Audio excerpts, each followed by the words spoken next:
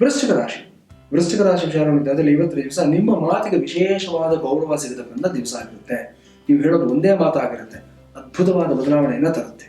ಅದೇ ಪ್ರಕಾರ ಇವತ್ತು ಸಾಲದ ಮರುಪಾವತಿ ಬಗ್ಗೆ ಒಂದಷ್ಟು ನೋಟಿಸ್ಗಳು ಬರ್ತಕ್ಕಂಥದ್ದು.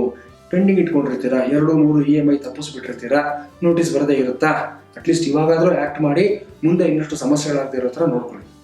ಇವತ್ತು ನೀವು ಹೇಳ್ಕೋಬೇಕಾಗಿರೋ ಮಂತ್ರ ಯಾವುದು ಅಂದ್ರೆ ಸಹಸ್ರಾಕ್ಷಾಯ ಸಹಸ್ರ ಶಿರಸೇ ನಮಃ. ಈ ಮಂತ್ರವನ್ನ 16 ಬಾರಿ ಜಪವನ್ನ ಮಾಡ್ಕೋಬೇಕು. ಇವತ್ತಿನ ಪರಿಹಾರ, ಮಲಗೋದಕ್ಕೆ ಮೊದಲು ನಿಮ್ಮ ತಲೆದಿಂಬಿನ ಬಳಿ ಒಂದು ತಂಬಿಗೆಯ ನೀರನ್ನು ಇಟ್ಕೊಂಡಿರಿ. ಬೆಳಿಗ್ಗೆ ಏಳ್ತಾ ಇದ್ದ ಹಾಗೆ ಅದನ್ನು ತಗೊಂಡು ಹೋಗ್ಬಿಟ್ಟು ಒಂದು ಹೂವಿನ ಕುಂಡದಲ್ಲಿ ಸ್ಥಾಪನೆಯನ್ನ ಮಾಡಿ. ಇನ್ನು ಮಕರ ರಾಶಿ.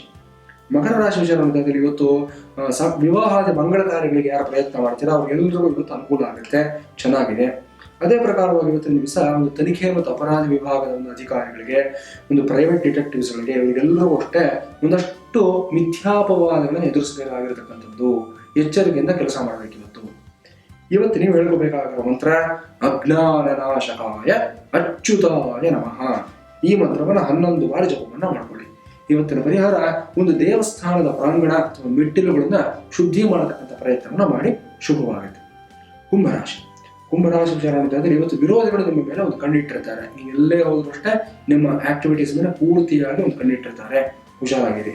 ಅದೇ ಪ್ರಕಾರ ಇರುತ್ತೆ ಅಂತಂದ್ರೆ ಇವತ್ತು ಒಂದು ಸ್ವತಂತ್ರವಾದ ಮನೋಭಾವವನ್ನು ಬೆಳೆಸ್ಕೊಳ್ತಕ್ಕಂಥದ್ದು. ನೀವು ಏನೇ ಕೆಲಸ ಮಾಡಬೇಕಾದ್ರೂ ಅಷ್ಟೇ ಒಂದು ಇಂಡಿಪೆಂಡೆಂಟ್ ಥಿಂಕಿಂಗ್, ಇಂಡಿಪೆಂಡೆಂಟ್ ಅಪ್ರೋಚ್ನ ಬೆಳೆಸ್ಕೊಳ್ತೀರಾ, ಶುಭವಾಗುತ್ತೆ. ಇವತ್ತು ನೀವು ಹೇಳ್ಕೋಬೇಕಾಗಿರೋ ಮಂತ್ರ ಮಹಾಮಾಯ ವಿಲಾಸಿನ್ಯೈ ನಮಃ. ಈ ಮಂತ್ರವನ್ನ 42 ಬಾರಿ ಜಪವನ್ನ ಮಾಡ್ಕೋಬೇಕು. ಇವತ್ತಿನ ಪರಿಹಾರ, ಲಂಚ ಕೊಡ್ತಕ್ಕಂಥದ್ದು, ಲಂಚ ತೆಗೆದುಕೊಡ್ತಕ್ಕಂಥದ್ದು ಎರಡೂ ತಪ್ಪೆ, ಯಾವತ್ತಿದ್ರೂ ತಪ್ಪೆ. ಇವತ್ತು ಮಾತ್ರ ಮಹಾ ತಪ್ಪು, ಖಂಡಿತ ಮಾಡೋದಕ್ಕೆ ಹೋಗ್ಬೇಡಿ, ದೂರ ಇದ್ಬಿಡಿ. ಕೊನೆಯದಾಗಿ ಮೀನರಾಶಿ.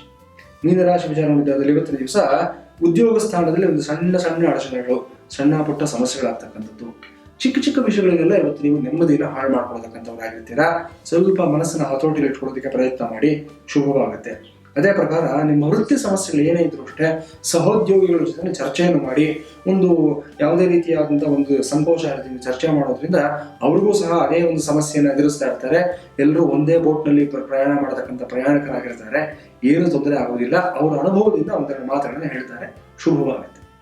ಇವತ್ತು ನೀವು ಹೇಳ್ಕೋಬೇಕಾಗಿರೋ ಮಂತ್ರ ಯಾವುದು ಅಂದ್ರೆ ಗೂಢಾರ್ಥ ಬೋಧಿನ್ಯೈ ಗಾಯತ್ರಿಯೈ ನಮಃ.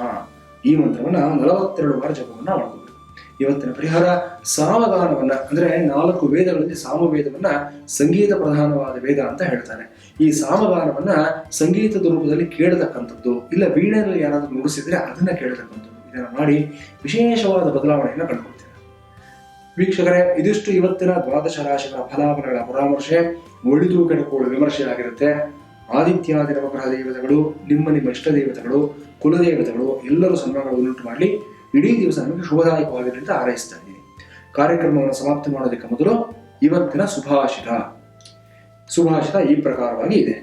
ವಿದ್ಯಾ ವಿವಾದಾಯ ಧನನ್ಮದಾಯ ಶಕ್ತೇ ಪರೇಶಾಂ ಖಲು ಪೀಡನಾಯ ಖಲಸ್ಯ ಸಾಧೋರ್ ವಿಪರೀತಮೇತತ್ ಜ್ಞಾನಾಯ ದಾನಾಯ ಚ ರಕ್ಷಣಾಯ.